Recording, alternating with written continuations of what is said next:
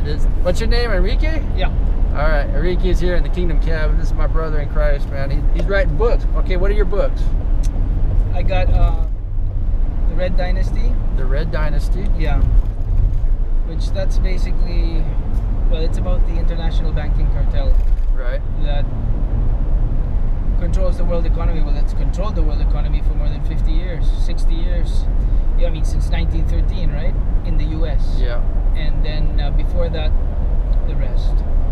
It's a very simple system. It's a system of central banks. Right. The central banks in all the countries control all the private banks in that country. They regulate the money supply. They regulate the interest rates.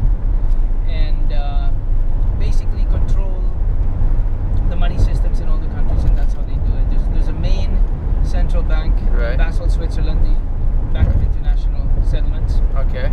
And that's the Papa Bank, so to speak, right. that regulates all the other central banks around the world.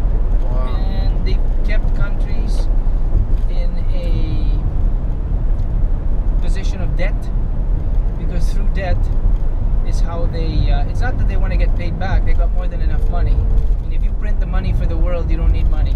Right. They convert that debt into concessions and favors. Right. And they use that to control governments. I mean, that's been the system for 50 years. Right. And now it's getting to the point that they're getting desperate and they're pushing hard for the one world government, simply because the past 10 years, because of the internet, people are waking up.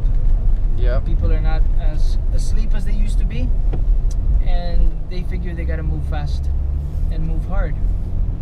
Yeah. And so what's in the horizon for the near future? Well, this is the problem, is that when you are a rat that's trapped in a corner, yeah, you're gonna fight for your life. You're gonna do things that don't make sense, but you're gonna do it anyways because you want to hang on to your power. And the danger here is that they're involved in the Ukraine right now. The CIA is starting to foment a color revolution, as they call it, in the Soviet Union and in Ukraine. And with China, there's a danger that there might be a war if they don't. But you see, yeah, in the past, and I've researched this thoroughly, World War I and World War II was manipulated and maneuvered by them, using their contacts in the governments in the US, in France, in Germany, blah blah blah. Yeah. I mean, they financed Hitler and the Nazis. Yeah. They financed. Is the Catholic Church part of this, would you say? Roman Catholicism? Okay, that's a good question. The Catholic Church is part of it, yes and no. It's part of it in this case that there are many inside the church who are agents, representatives of the power brokers. And because of that, just like there are agents in the governments throughout the world, in the US government, yeah. Henry Kissinger was one of them. Wow. So on the surface, you are working for the US government, you're Secretary of State, fine. But in reality, you are serving your real masters who gave you that position to begin with. And because of them, you now have a high salary, you have respectability, you have position, you have power. And you trade that for your soul, basically. Wow. You do what they say, what they want. Which is pretty much, it always ends up the destruction of humanity. That's what it is. Yeah, it's satanic. It's crazy. Wow. Yeah. And at first I didn't want to believe it. You see, it all started, for me it started with 9/11. Yeah. I'm a pilot. Wow. When I saw 9/11, I knew instantly. There's no way. Yeah. No way they could have done this. It started there. From there, I made contacts with the former head of the Pakistan's ISI, which is Inter-Service. It's their version of the CIA. Yeah. And he's a general. I don't want to say his name, but right. he was the one who, through almost 2 years of exchanging emails and all that, he came to the Philippines. I met him, and he told me in detail how 9/11 was executed. The CIA, together with Saudi intelligence, ISI, Mossad. It was a huge intelligence operation. Oh my gosh. And from there, I started researching the one world government and this and that. One thing led to another, led to another, led to another. I mean, I had been hearing about this when I was a kid, and I always brushed it off as crazy lunatics, conspiracy theorists. Right. It's just insane. There's no way human beings can do this to each other, blah, blah, blah. Yeah. But as I started to research, I started realizing it's true. It's all true. It's all true. When you hear from people who were there, when you hear from people who actually served in those administrations, in those organizations, in those, it changes the whole story. Yeah. It's crazy. So you've had death threats now? Yes, I have. Oh my goodness. And do you have is there a website I can go to get your books? I don't have a website, no. How can I get your books? Website. I can send to you, or soon I'm going to have them through Amazon.com. Okay, and can you name them off so I can have what's the name of the books? The Red Dynasty is one.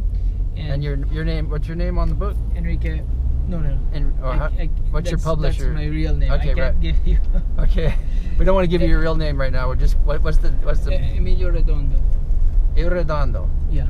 Irredondo. Yeah, that's what I use. Okay. It's a And then pen name so the Red Dynasty. Dynasty, and what's the other two? History. History. His story. His story. Yes. Yeah. History, but it's his story. Very good. Yeah. Because it's that's true. Those are the two first. It's the first one is 658 pages. Yeah. The first book, so it's very long, but it goes through everything from the very beginning, from the 1700s when this system was created to now. Wow. And what we're headed to is the destruction of how can I say it? Judeo-Christian European System culture, of life, basically. yeah. What about the mark of the beast and the implantable microchip and the monetary system? How are they going to unify that? Well, the microchip they're pushing for. Yeah. But they're realizing that they may have a hard time convincing people, so you need a lengthy propaganda campaign first before that. But definitely, without a doubt, they've already done all the research. I mean, it's ready.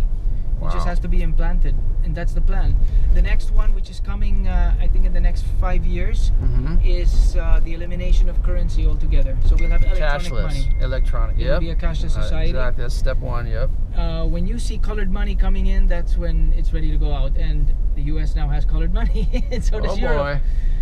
It's coming out. Oh yeah, I'm ready for it, man. That's I'm ready for all this. The Bible's coming true. Yep. I'm preaching the gospel full time, and I think we need to, warn our families and friends and everyone else, preach the gospel to every creature. Absolutely. The hard part is getting people to, because when I talk to people about this, they look at me like I'm nuts. They're like, there's no way. The preaching of the gospel is foolishness to them which are perishing. Yeah, I mean, it's foolishness. Like, there's no way that this can be happening. There's no way. You're crazy, blah blah blah. So hang in there, brother. I believe you. I know you're right. Because we have eyes to see and ears to hear. Got the Spirit of God leading us. So keep doing your work. I'll pray for you, Enrique, man. I'm gonna keep you in prayer. Thank you. And I have some people on YouTube that follow me, and it finally came to me. Why do they want to destroy Christianity and European culture? Why? Because Christianity and European culture is responsible for bringing ideas of freedom, self-worth, things that you need to eliminate if you want a one world government, because you want a bunch of robots. Worker bees. Worker bees. Exactly.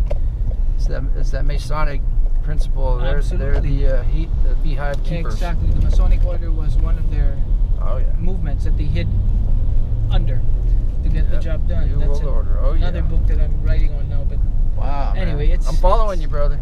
We got to do something. You got to do something. Well, I'm not here preaching the gospel, but we got to warn people, People seem about asleep, this situation. and I can't blame them. People are worried about their work, their homes, their children. They don't have time to, think about all this. To them, it's not reality. But when it bites you in the butt, it's going to be reality. Well, interesting insights, and we'll get your books, and appreciate you doing what you're doing, man. Thank you. And yeah, you can find me on Facebook, Alan Osborne, ALLEN OSBORN. I'll just give you my number right here. Okay. And then this one here has got this is some more information here. Oh, great. Thank you. So you can text me and email me. You have an email I can email with you too? Yes. Yeah, I'll have you write it down. Okay. There you go. Write it on there. You gotta. There you go. There you go. All right. See, the hard part is how do you wake people up? Because and even preaching. Yes.